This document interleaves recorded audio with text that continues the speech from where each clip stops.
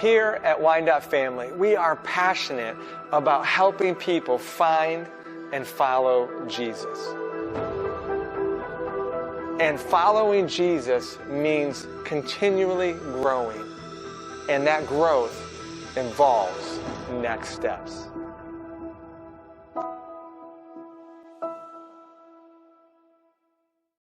Welcome to Ask the Pastors. My name is Pastor Jeremy, and this is Pastor Dolby.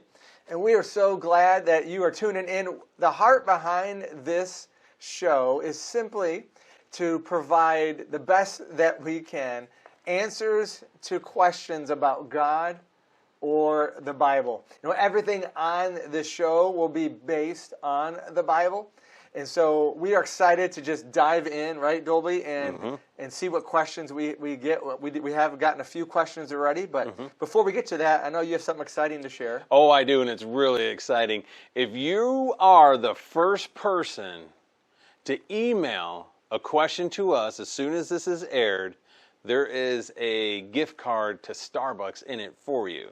So get your pen out. Ready? Here's the email address. Let's go. It's askthepastors@wyandottefamily.org. So send us that email, and we'll put you in the queue to answer that question the best that we can. We did receive a question that I think is really good. Oh, it's a good one. It's from Dennis, and it was, who did Jesus really claim to be? Because there are different skeptics, agnostics, maybe atheists, different individuals who will claim that Jesus never said that he was God, and that somehow over the course of time we have kind of mythified him or made him to be someone that he's really not. But something to think about, though, is when it comes to Jesus, is every major religion mentions Jesus. Yeah.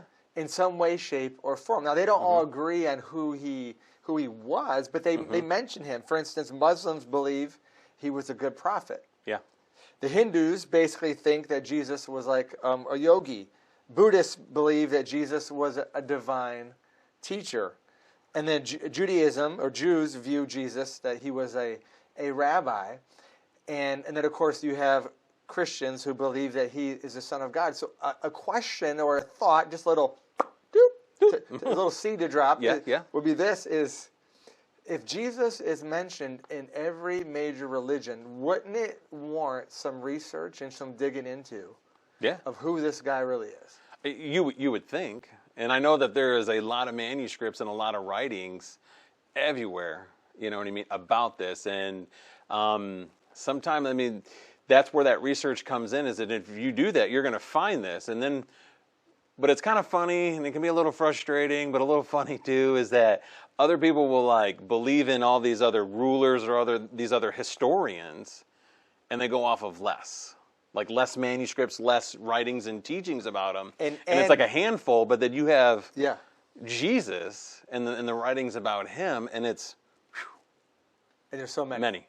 So many. And the gap between when it was written, between the actual event, is shorter than all those other you're talking like factual even within individuals. 150 years, that's like unheard of to have like that small of a gap, but yet there's people that are believing, and it's going into history books over stuff that's hundreds, if not, almost thousands of years old. Yeah, because Jesus, I mean, Paul's writings are the earliest, but the Gospels can be, I should have written this down, but I'm gonna guess between 60 and 90, right? And so if Jesus lived to be 30 in the 30 AD, then you're looking at 50 years. Oh yeah, there were people writing things that knew him, seen him. Yeah, that had been around, and that's a cool thing as well. So what did Jesus claim about himself? Well, in John chapter 6, verse 41, Jesus says, "I am the bread of life that came down from heaven." So, did he say, "Hey, I'm the Messiah that's here to come die for your sins. You need to believe in me"? No, but we're about to go through all these things that when you put them all together, he made it abundantly clear to the people in that time frame that he was the Son of God. Like he's saying that I am the nourishment for the soul that came down from heaven. In John 8:12, Jesus said, I'm the light of the world. In John 10, he says, I am the gate. And that's an important one because he talks about how thieves and robbers try to get in other ways. Mm-hmm. But he was saying that he is the only way. I knew a guy like that one time. And then this leads to the famous one in John 14:6, where Jesus said, I am the way, the truth, and the life. Mm-hmm. No one can go to the Father except through me. Yeah. That's pretty powerful. Mm-hmm. That's pretty straightforward and blunt. Yeah. And he was speaking it in terms and making these connections of everyday stuff. Because a lot of this we can still understand and go, yeah, I get that. Would he maybe change the verbiage a little bit for today's culture and standards? Yeah, maybe. Instead of, I am the bread, it could be, I am the double cheeseburger or whatever. But it all still made sense sure. during that time period of like who he was I talking to. I am the ticket into the game. Yeah. Yeah. You got to have the ticket. Oh, I like that one. Something like, and yet there are some skeptics, mm-hmm. to acknowledge that would say, well, Jeremy, you just quoted everything from the Gospel of John. John was the last gospel written in the 90s, which is mm-hmm. still, like we already talked about, mm-hmm. closer to the event than most ancient manuscripts. Mm-hmm. But just give them the benefit of the doubt and say, okay, fair enough. What did Jesus say in other gospels? Because John is just one of them. Well, in the book of Mark, the Gospel of Mark, when Jesus was arrested and asked specifically if he was the Messiah, he said, I am. Yeah. And then I love this one. He's in Matthew chapter 9. Jesus forgives sins, which everyone knew that only God could forgive sins. And so, do you remember what happened when they lowered the paralyzed man down? They broke the roof. Oh, his buddies. Yeah. And lowered him in front of Jesus because there's too many people around. Yeah. The crowds are too They're trying big. how do we get in there? And the door, the windows, it wouldn't happen. And they got a little creative. Yeah. It's good to have good friends, guys. It's good to have good friends. It is. That'll go in there and tear up a roof and lower you down in there. I'm just saying. It's good. And when that happened, the crowd was all looking at Jesus, and he said, your sins are forgiven. Yeah. Well, big statement. Big statement. And big statement. And the religious leaders, the Pharisees and the Sadducees, were livid. Yeah, they were. They're like, only God can forgive sin. Yeah. Who do you think you are? And he says, what? What's harder, to heal this paralyzed person or to forgive sins? To show you that I have the power to forgive sins. He looks at the paralyzed person and says, rise up and walk, and heal them, and walks away. And the religious leaders were still mad at Jesus. But he claimed in that moment through his actions and his words to be God. Yeah. Oh, there was a theme. He stirred the pot quite a bit. I think him and I would have got along quite well. Not that I like to stir the pot, but you know what I'm saying. There may be a couple of moments you just saying. Yeah, and then I'll read one more here in Luke chapter 13. Jesus identifies himself as the one who sent the prophets in the Old Testament to Israel. And that's in Luke chapter 13, verse 34. So if Jesus was just human and he wasn't divine, how could he have been in existence beforehand, hundreds and hundreds of years, sending prophets to speak to Israel to get their attention? Yeah. So he is in that moment saying, I'm pre-existent. I existed before. Like even with that statement where he says, even before Abraham was, I am. Mm-hmm. Is I've always have been, always will be, and I've now stepped into eternities. I put on flesh and stepped into humanity, so you can see what God is like. Yeah, in that verse, and there's a couple others out there, where I know people have brought that up. Even when I've discussed that with them, they're like, "Well, he never claimed to be God." No, he did. There was that. It was when he was before Pilate. Pilate was throwing out all these things. I guess you could say credentials, but it was like, so is this, and this? And he goes, it is as you say. I mean, he didn't say much, but he had that opportunity, and he goes, no, you're right. What they're saying about me and these things that I have claimed is true. Yeah. So he Absolutely. confessed it, you know, and he says, if you've seen the Father, we are one. Yeah, I and the Father are one. Mm-hmm. So he is saying, he has put himself at the same level of God. Yeah. So I mean, you put all these statements together, you know, and I'm just thinking about this right now. I wasn't necessarily planning on saying this, but you know, it also says in the New Testament that God is love, right? Mm-hmm. God is love, and so love never forces itself. Love, we see in 1 Corinthians 13, isn't proud, doesn't boast, Nope. doesn't envy, doesn't demand its own way. Nope. You see all of that manifested in Christ.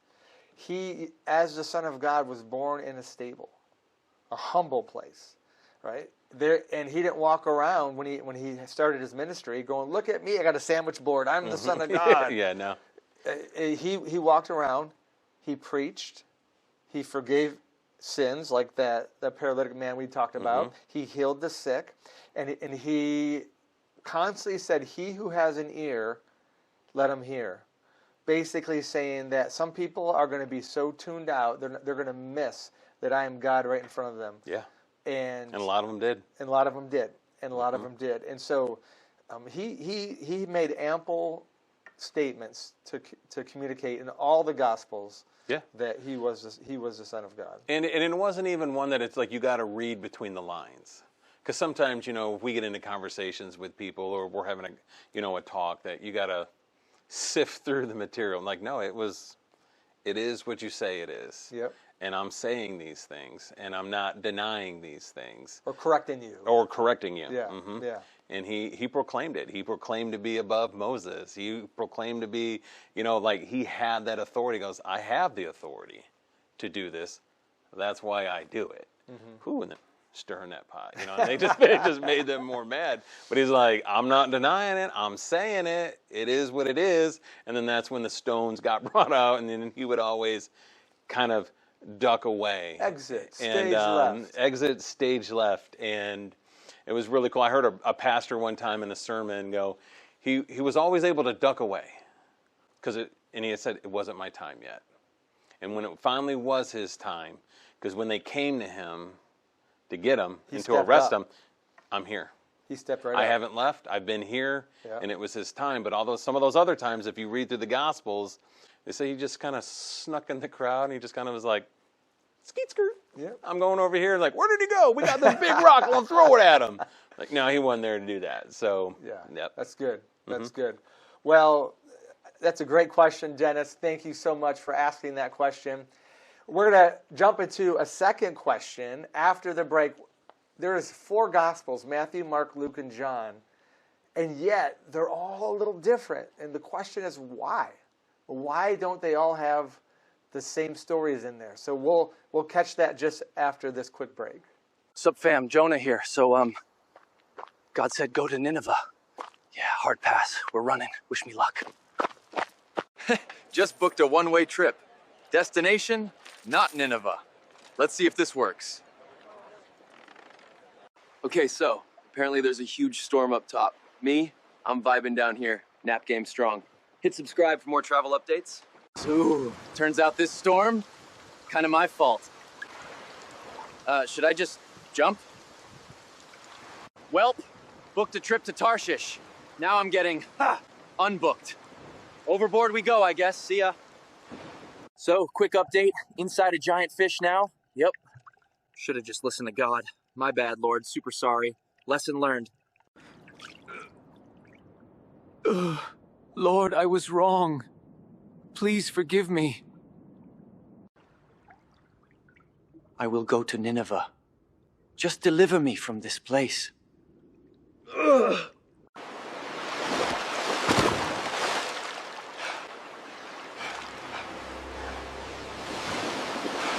Okay, update. Out of the fish, alive, praise God. Nineveh, here I come, after some serious cleanup. All right, in Nineveh. About to preach. Super excited, can't you tell? Yeah, me neither. So they repented. God showed mercy. Guess I'm just out here now, waiting for the city to maybe still burn. Not looking good, though. Welcome back. Welcome back. Hope you enjoyed that funny commercial about Jonah if he had his own smartphone. That's kind of fun. Well, we have another question we want to jump into about the Gospels and the difference between them. Why don't you go ahead and share? Well, and this was a question. What do the different gospel writers, why do the different gospel writers portray Jesus differently? And we have to remember one of the big things. Well, the four Gospels don't depict Jesus as different. Okay, it's not. It's not four different Jesuses, but it is four different accounts. Mm-hmm. All right. In a way, you're kind of seeing Jesus and his life and his ministry through four different camera angles. Ooh, you know what I mean? On a TV show, you on dropped a TV that show. I had to work it like in. It, I had to work it in. But it was, and it was one of those, and because I've been asked this, several times, and I like to compare it to like a party. If you and I go to a party, you know what I mean? Let's say we're going to somebody's party that we know, and we go there, and you're hanging out, and I'm hanging out, and we're having fun. But we get together, and somebody asks us, "So, what was the party like? What'd you do there?" And you're like, "Well, you're going to give your description." There was amazing nachos. There was nachos. But what happens if I didn't go and get any nachos? Right. Does that mean that nachos weren't there? No, I just didn't want any nachos. But I hung out by the cake. You know what I mean? Or I was over here talking and I had this discussion with this person and that. And then again, and then we sang happy birthday. You know what I mean? Where we can agree on that. But what color was the shirt? Well, I don't remember the color of the shirt. But that doesn't say that we didn't wish that person and sing them in the flattest off-key possible of happy birthday. It's just a different account, but it's still the same situation, the same event. Yep. So when you look at those Gospels, that's what you're kind of seeing. Two of them walked with them. Two of them it was in an account that they had heard, but from credible through investigation. Yeah, through investigations, and then I'll get into one of those. But the first one.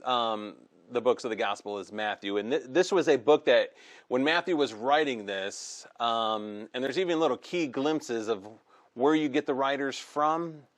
Some of the letters, they start off, I, Paul, a servant of the Lord, well, you know that it's Paul writing it, and who he's writing it to because he addresses that.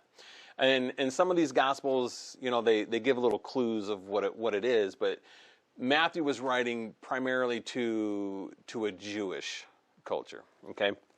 He was explaining to them how he fulfilled the Old Testament.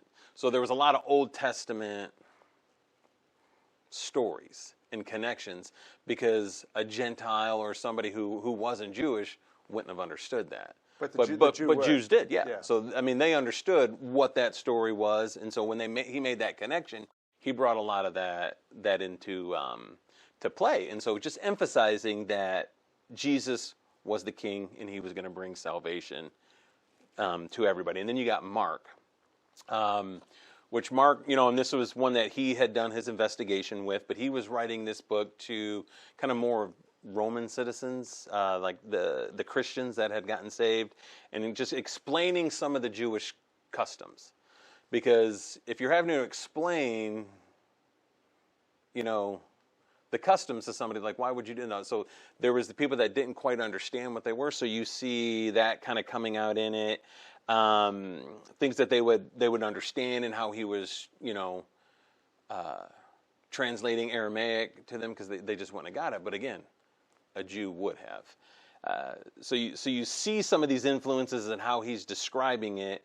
And he kind of describes Jesus as like that suffering. He's persecuted, suffering servant. The suffering servant. That I've heard that. That's a coin phrase that I've heard quite often. Yeah, I'm just going to jump in for a minute because you bring up a good point.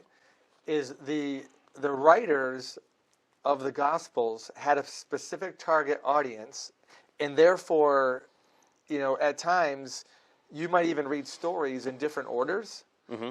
That it's because they had a specific goal and a trajectory that they were writing in to their audience, and it wasn't like they were trying to deceive anybody. It was just like, no, this is going to fit my goal, so I'm going to write it in this sequence. and that kind of directed how they wrote their gospel. Yeah. Based on their target. Yeah, there was no contradiction. Right. With it. And a lot of people say, well, the Bible contradicts itself. No, it complements. And I really like that term because it goes along with what we're saying and what you're saying, how here's why they did it. And that doesn't, again, take away from what that story was. And does it have to follow in that order? Do I have to tell you how the birthday party went that you and I went to from the time that it started at, let's say, 5 o'clock to the time it started at 8 in order for it to be accurate? Right. No. Well, and actually, a lot of scholars, even non-Christian scholars, would agree that if all 4 Gospels said the same thing, it would have been very suspicious. Suspicious. That they just sus today. Sus. I don't know if they're still using that word anymore. Now it's probably just sus. Just sus. They just keep shortening it until it's just gonna be. So the fact that there is different flavor, but yet the same kind of meat, maybe different seasoning, that actually gives it credibility. Yeah, makes it more valid. Yeah, I agree. Yeah. And then you have the book of Luke, where he was writing. This was kind of, again, to the Gentiles, not so much Jewish influence, but more like they even kind of say like the educated Greeks. Kind of like we're going to talk kind of to the Greek people, because he goes all the way back to Adam. Now, in Jewish culture, it just kind of started with Abraham. So they sung their songs. I don't know. Well, I don't know if they did, but Father Abraham. But that's where they kind of like, hey, this is where we got our identity. This is where we are now the chosen people. And so it really goes there. But Luke goes all the way back to Adam. Like, this is for everybody, because every culture, every person is a direct descendant of Adam. Can't necessarily say that about if I'm a direct descendant of Abraham, if I'm not Jewish, but I can say that I'm a direct descendant of Adam because he was the first person. Right. And Luke was, I'd say he was an educated man. He was a doctor. He's like a physician. He did his homework. Doctor. Okay, yeah. Doctor. Okay. So anyway, can't do that to a guy with ADD. Sorry, man. Sorry. But he's going to do his research. He's going to look into this, and he's going to take it from that, that side of things, looking at it and going, okay, I'm going to ask this story. And if it wasn't right, Luke was it's not going in there. So as he's writing this, and so he again goes all the way back. He's sharing the stories about the Samaritans that Jews really wouldn't necessarily have liked, because they didn't like Samaritans. Very prejudiced. Going after talking about poor people, like women, these were again things and situations that were, as a Jewish person in that culture, for the lack of a better term, kind of looked more down upon. They didn't hold the respect or that merit that they would in other cultures, or even, in today. So he kind of shares those stories, and so that's kind of who he's talking about. It's like, because these are going to be people that are going to want to know this. So he begins to share those, and then you got the book of John, and John, it just kind of seems like that's just kind of for everybody, because John just kind of touches on Jewish culture. He touches, on for Gentiles things, and just begins to explain things to people, and just really kind of talking about, his divinity, Jesus' divinity. Yeah, he focuses very much on divinity. I did hear a pastor say one time that, John is one of the last Gospels to be written, but that the reason why it's so different is because the other Gospels had already been written, and, John was trying to fill in the other gaps. Yeah, he could have. Yeah, of things. Now, obviously, I don't know if that's, Well, if you look at that too, I mean, you want to say, if you're just looking at it from hey, let's figure this out. He walked with Jesus, and he was there was the 12 that were the inner circle, but then John was one of the inner circle. He was the tight. And it was him, his brother, and Peter. You know what I mean? And those were the 3 that got a little bit more, I guess you can say, than maybe the other disciples did. So he knew him more personal. It was close. Yeah. So if there was somebody that was going to say, hey, Jesus did this or that, you were going to believe John. Right. And I could see that as you're trying to look into it and dig in it and to find it out, that's what you're gonna find that and look for that stuff, and he's gonna come up with it. That's good. And say some of those things. So that was really it. And so real quick to kind of recap, Matthew kind of answers, is Jesus the promised king? Mark answers, what did Jesus come to do? Luke, who did Jesus come to save? And John is who Jesus really is. Boom. Yeah, boom. So it covers all the bases. Yeah, and then together, we get the fullest, like you kind of had mentioned, we get the fullest picture and how John just kind of filled in so you get it all of who Jesus really is. Yeah. And I know this isn't what our question is about, but there are so many historical things in there, like almost like Luke even, like we'll share who was the king in that time frame, who was the governor, and all these things. So like you can fact check. Yeah. And it's just like, and he did that on purpose. A lot of that was name dropping because you didn't have social media. How do you validate and give credibility in today's standard? You know, you kind of almost do the same thing. If I'm trying to tell you my story, or if I'm getting in trouble with my mom or my dad, you know, for something, I'm going, well, ask my brother. You know what I mean? I was like, well, ask him. He was there. He'll tell you the same thing. So we do that by nature. And this is just in the written form because they didn't necessarily have a phone or a computer. So they name dropped. It was like, ask Jeremy. He'll tell you because he was there too. Right. And so that's one of the big things is why they name dropped it. Yeah, that's so cool. Well, I appreciate you, Pastor Dolby, breaking that down. And we're so thankful for you watching. This is our first ever Ask the Pastor show. Remember, if you have a question, we would love to hear from you. Send us an email at askthepastors@wyandottefamily.org. We would love to answer your questions the best we can according to the Bible. And if you happen to not attend church, you don't have a home church, we would love to have you join us every Sunday at Wyandotte Family Church. We are right across the street from 7-Eleven on 1165 Ford Avenue there on 12th and North Line here in Wyandotte. Hope you have an amazing rest of your day. We look forward to hearing from your questions. We are passionate about Jesus here at Wyandotte Family. So no matter where you are on your journey, we want to connect you to Christ and help encourage you so that you follow Christ for the rest of your lives.